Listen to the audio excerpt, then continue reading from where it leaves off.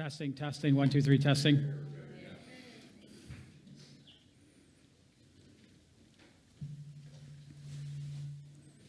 Some people live their entire life experiencing a fraction of the abundance that's available to them. And they have no idea why. I left my corporate position as a vice president of sales some time ago.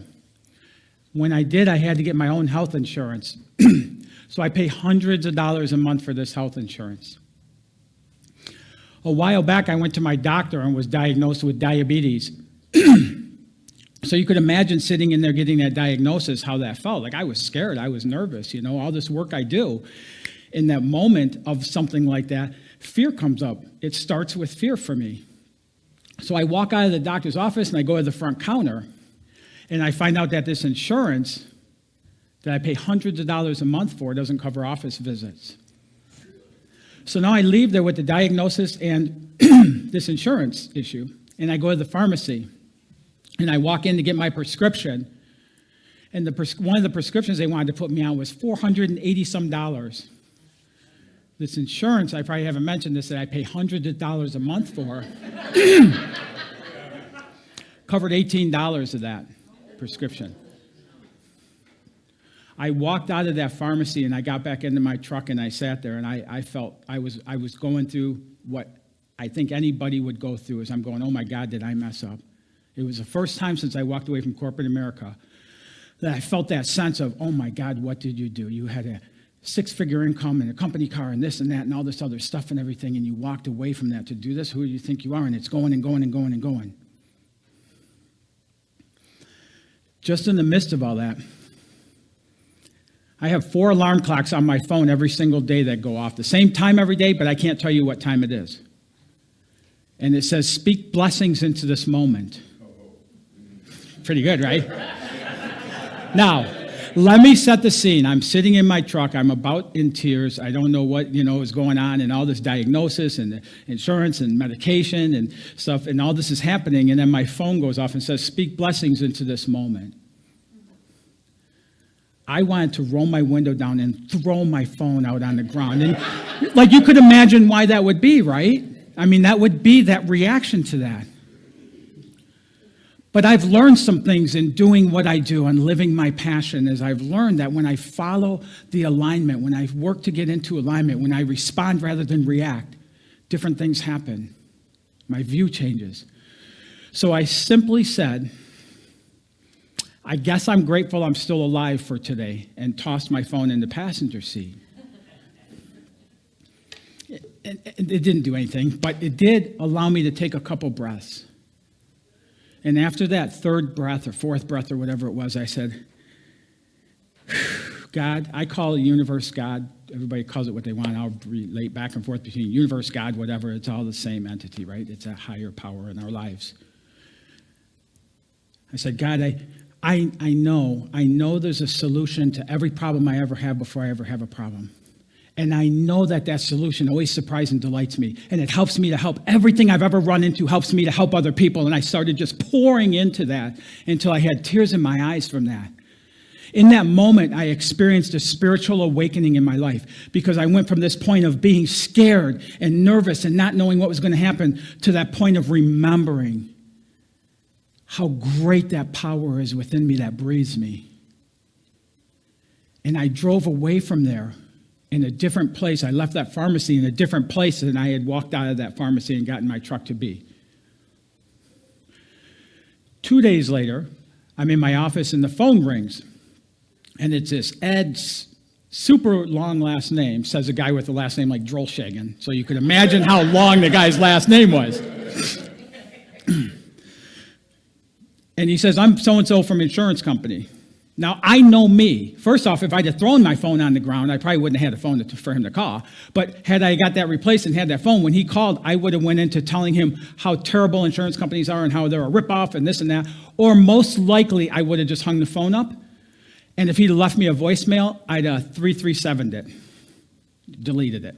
I think it's still 337. I don't know. Anyways, I think you just hit delete button now, but I would have deleted the voicemail and not listened to it. But because of taking that time and getting into alignment, I wasn't happy to get this guy's call, but I could listen to what he said. And what he says, somebody from the doctor's office called on my behalf. Like, have you ever had somebody from a doctor's office call an insurance company to get you a better deal on your behalf? I've never had that happen. I've never seen that happen. What ended up happening is for $104 or $105 a month, he got me a rider policy that covers 25 office visits at $25 copay. It covers any non-hospital testing at a $25 copay. It covered my prescriptions at 80%. In making that shift into alignment. Can you see where if I had not have made that shift when I got that guy's call, I deleted it and that would have just blew right by me. But because of getting into that state of alignment there, I was able to see the opportunity showing up for me to get the help, to get the solution to that. So now I can stand here today and share that with you guys. I can share that with my clients. I can share that wherever I go now because of taking that step. I believe all of life is an experiment. You know, I had a good friend of mine tell me one time that practice is the best we can ever do in our lifetime. You know, and so I look at life like that. I do these experiments and I get to learn from that and I get to help others. So your alignment is what opens up everything the universe has already stored away for you.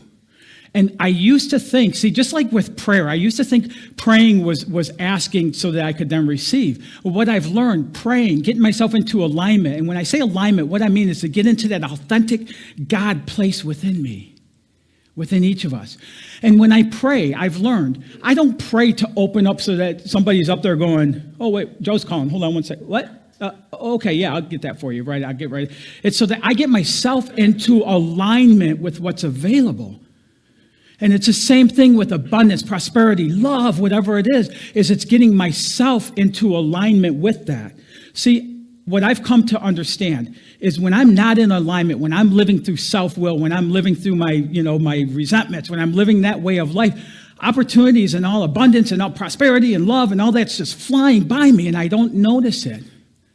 All of a sudden, when I get into alignment, when I get into that place Abraham Hicks calls the vibration or the vortex, when I get into my vortex, I start noticing these things happening.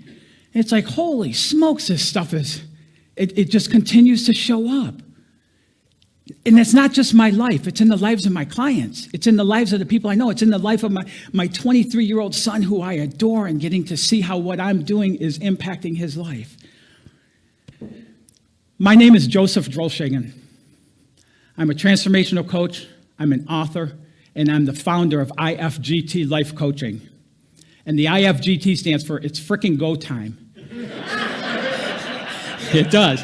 And the reason being is because that's how I operate in my clients' life. I am tenacious towards people getting results into their life.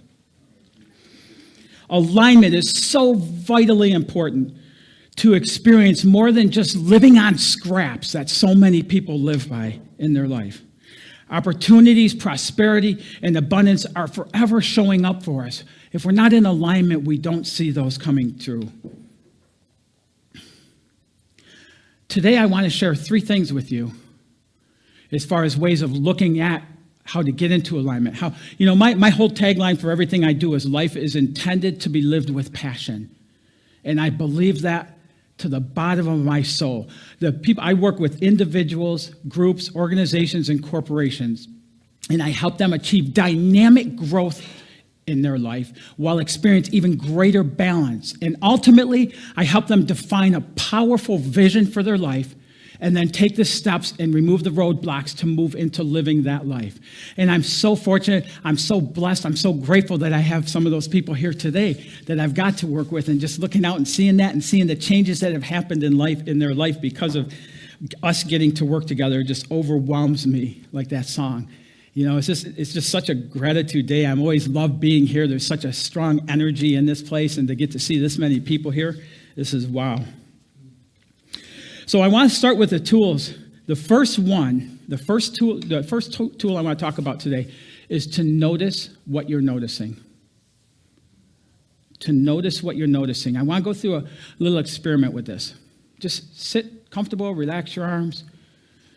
Without looking down, Notice your feet. Notice your feet. Now notice that part of you noticing your feet. See that? That's what I'm talking about. That's the part I'm talking about, coming from that place and notice what you're noticing. Ralph Waldo Emerson, he's got such great stuff he said, but one of the quotes he said is, stand guard at the portal of your mind. Stand guard at the portal of your mind. I'm going to do a workshop right after this. It's typically 2 hours. It'll probably be under an hour and a half and stuff. I'd love for all of you guys to stay, but we'll go through a lot of this in more detail even yet. But one of the first areas to notice what you're noticing is self-talk. Now, how many of you guys would ever speak to another person the way you talk to yourself? Right? And everybody chuckles at that, but think about that. Or how many of you would ever let another person speak to you the way you speak to yourself? Right? But we go through our whole life downplaying ourselves, talking negative about ourselves, bringing up things that we see as defects and not good enough and things like that, and we live in that. The same thing with how you spend your time. How many people, and don't raise your hands, but how many people in here are like hooked on CNN, which is ultimately constant negative news, right? In all different areas, whether it's television, whether it's paper, whether it's the people you hang out with, the conversations you have, the books you read. I'll tell you guys, I'm from Detroit. I love Bob Seger, and I love Kid Rock. But when I listen to Kid Rock day after day after day, which is typically if I'm on the motorcycle doing a tour someplace, like traveling somewhere, I notice there's a difference in my outlook than when I listen to like K-Love, or stations like that. There's a difference in my outlook by that. And noticing what we're noticing is taking and looking at what am I spending my time on? What am I putting my energy on? What's going on in my thoughts? Ultimately, we'll learn in the workshop how the details of this work. Ultimately, your situation, your condition, your situation, circumstances, and conditions are all based on this right here, your thinking. And I'll walk you through at the workshop how that happens. Notice what you're noticing. Everything starts when we start figuring out where are we right now. Nothing can change in my life until I look at where I'm at right here and right now. From that point, I can get a good visual of that. Then from there, I can start moving out. The second thing I want to talk about today is living a vision-driven life versus a situational life. So many people live their life by situations, circumstances, and conditions around them, and they get pulled into that muck, and they live their whole life by reacting, and they continue reacting and reacting. I hope I don't fall off the stage. That if I did fall off the stage, though, I would respond to that, not react. Some people live for 90 years. Other people live 1 year, 90 times, and they keep continuing to repeat those same patterns over and over and over again.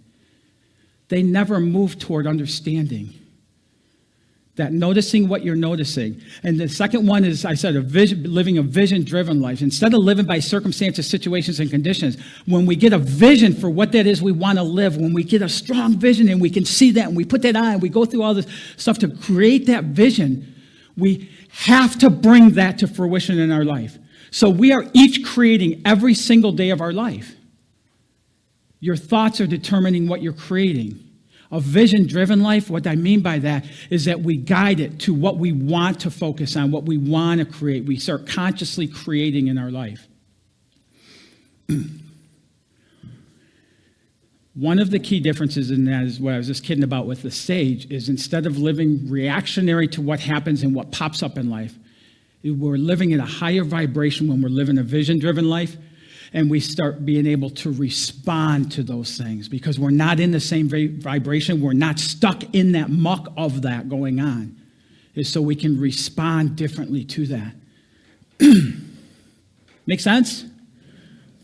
Cool. Third item, stop self-sabotaging. Sounds easy to say that. Most people, when I first start working with them, I'll talk about that, and they won't even see how that's happening. Because of our patterns and our paradigms and our old beliefs that we automatically just come to live, and we live through those and repeat those over and over and over. That's that 1 year, 90 times. I had a client of mine that he could not see his patterns. I would try and point him out for a matter of a couple weeks. Like I said, it's freaking go time, so I don't take long to start trying to create impact in people's lives right from day one. But he's going, no, I don't see it. No, I don't see it. No, I don't see it. So I said, okay, here's what I want you to do. His name is Doug. He lives in Bettendorf. I'll give you his number if you want to send him a ha-ha.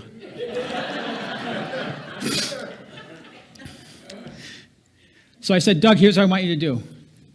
For this week, when you take a shower, I want you to shampoo your hair 12 times. That's it. Lather it 12 times, and then you're done. He called me up the next day, and he called me a really bad name. It started with mother. And he said I couldn't do it. And that's what I mean by experimenting. I love doing things like that because we get into these patterns and we don't even know we're following a pattern. You know, driving a different way to work, coming to church a different way, going home a different way, things like that. We get in these patterns and we start doing them. And when we can start breaking those, we can start creating and creating more abundance, being open to different things in our life, being open to new beliefs to replace the non-serving beliefs that are happening. The self-sabotaging. I have a 23-year-old son. His name is Joey. I adore him. He's going to Western Michigan University. Guy's on apartment. He's doing good in life. He came out to see me in South Carolina over 4th of July. And about a month and a half before he came, I said, and he's got, like, he's working, he's got his own apartment, stuff like that. And I go, dude, wouldn't it be cool if, like, when you were down here, we just drove by the perfect, because the only thing he has an issue with is he has a piece of junk car, and he really does. And I said, wouldn't it be cool if we were out somewhere and we just drove by the perfect vehicle for you? Like, and he's going, yeah, and we're kind of leaning into it, and then I forgot all about it. No lie, over 4th of July, we're driving, and I look over, and there's a car there. And he goes, that's a nice car. And we pull in. Well, there was somebody looking at it, so we drove. I thought, well, that's, you know, and then I remembered the vision, but we drove by. Next day, we drove back. Nobody was looking at it. We stopped. We bought him that car. So it was like that vision unfolded for us. We didn't go out looking. I wasn't like spotting everything we went by and seeing. It just unfolded. It showed up for us. That's what I'm talking about that greater abundance, about opening to the opportunities that are already placed in our name.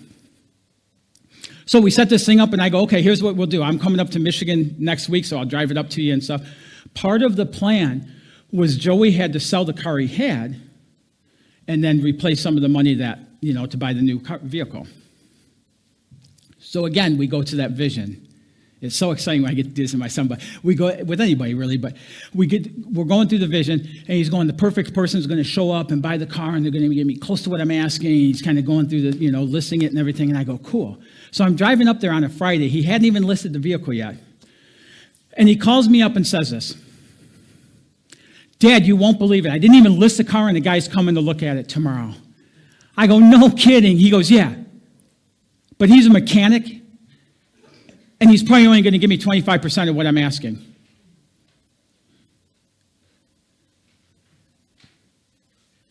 His vision was right here. He spoke it. He started bringing it to fruition. And then he started sabotaging it and bringing it down to scraps and crumbs. Do you see that? So I walked through that with him, and I go, Joey, what facts do you have right now? He goes, I don't know what you mean. So I started walking him through it. He had the fact that he had his car for sale. He had a fact that somebody was going to come and look at it. And he had a fact that the guy was a mechanic.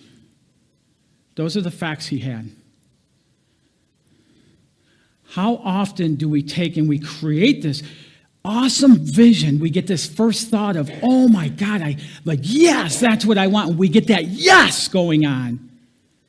And then we start minimizing it, not even factually based. We start reducing it and reducing it and reducing it until it's a scrap.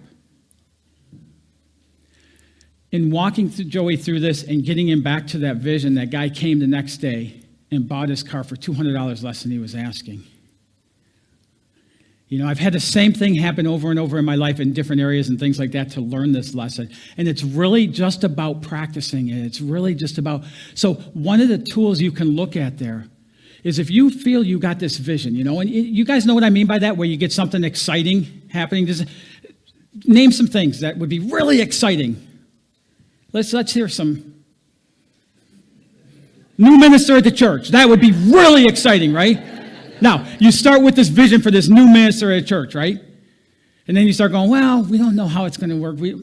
And then you end up hiring some schmo like me to end up leading your church services and stuff, right? So that downgrade, but it's not based on any facts. The person hasn't even come here yet, right? What about your own life? What about your retirement? What about the vacation? What about the things you want to be, do, have, give, create, and experience in your life? When you get that thing, and you get that strong vision for that, when you start feeling it coming down that ladder and that sabotage happening to where you end up with crumbs, when all of this is available to you, even beyond what you can imagine is available to you, and you start settling for those crumbs, start looking for the facts. Ask yourself, what facts do I have? And if you start looking at the facts, they're going to keep that vision up. You're going to be able to bring that vision right back up to what it was. But you got to have the willingness to do so. You got to have the willingness to look at what those facts are. And then you have to have the willingness to step up into that and realize that those are not your determining factor. See, here's the thing with fact. It's funny. I use that scenario with facts. I don't live my life on facts. I live my life on truths. The truth is I have a mighty power breathing me that's more powerful than any situation, circumstance, or condition I will ever face in my lifetime. The fact or the truth is that I'm a powerful creator, and I'm God's child, and I'm deserving of the absolute best of the best of the best in everything. We all are. When we start living by those truths. So the three facts that Joey had, even those become secondary to those truths of what can happen. Now, one of the things I want to share here with you guys is I call God blue. That's how I refer to God, blue. And I love the color blue. My branding is blue. But here's the reason why. I talk to a lot of people. And through the discussions, I'll get all excited about what people have going on. I go, well, how'd that happen? How'd that happen? And I'll keep asking. At some point in every one of those conversations, they go, you know what? It came out of the blue. Isn't that right? Right? You guys connect with that? That's what that is. So, running a little over there, Chris. Were those helpful tips to you guys today? Is that something you can take? So, great. Thank you. So, what I want to ask you is this. Today, you guys, I'm living a life that I absolutely adore, and I love living this life. Does that mean I gotta go? I'm living my purpose, and I'm living my passion. And that's what I want for you, for each of you, is to live through your unique gifts. Live that purpose and that passion. Every time I hear that phone, it's ringing. To live through your purpose and your passion. So I'll ask you today, I'll challenge you today. How will you employ these into your life to open that doorway to even greater abundance, to truly live that life that you love in every area, your health and your well-being, your love and your relationships, your vocation and your life work, and your time and money freedom? And challenge you to look at what that is, to make a decision and take an action into that, into opening that up. As you walk through the doors, keep your ears attuned and your vision clear. Look for that opportunity that has your name on it. And when you see it, grab hold and say, yes! And move forward and lean into the excitement. Lean into the love of what's available for you. Thank you.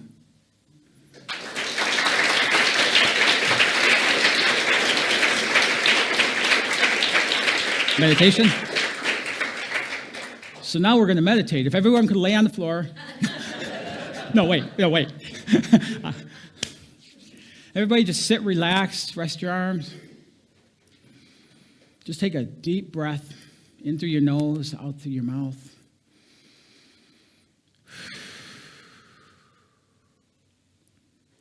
Just see if you can feel that energy in this room. That energy of anything is possible for you. Just continue breathing deep in through your nose and out through your mouth. And as you breathe in the possibilities for your life. Breathe in the love, that true love coming from your soul and your spirit within you. And as you exhale, let go of anything that doesn't fit into that. You don't have to name it or claim it. You can just allow it to dissolve in particles in the air.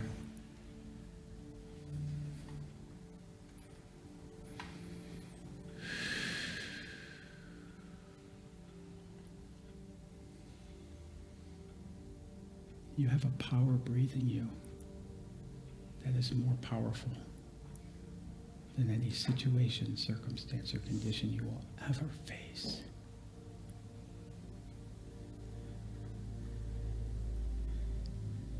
And every desire you have already has your name attached to it and is waiting for you.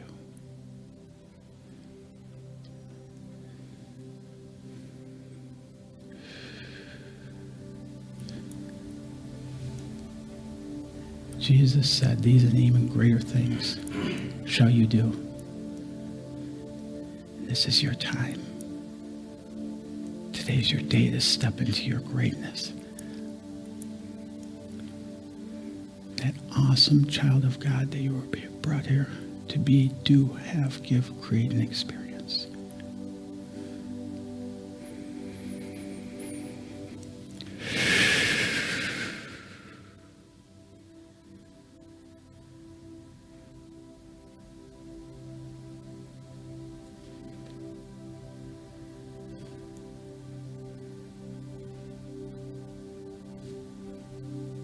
Can we close with a thank you, God?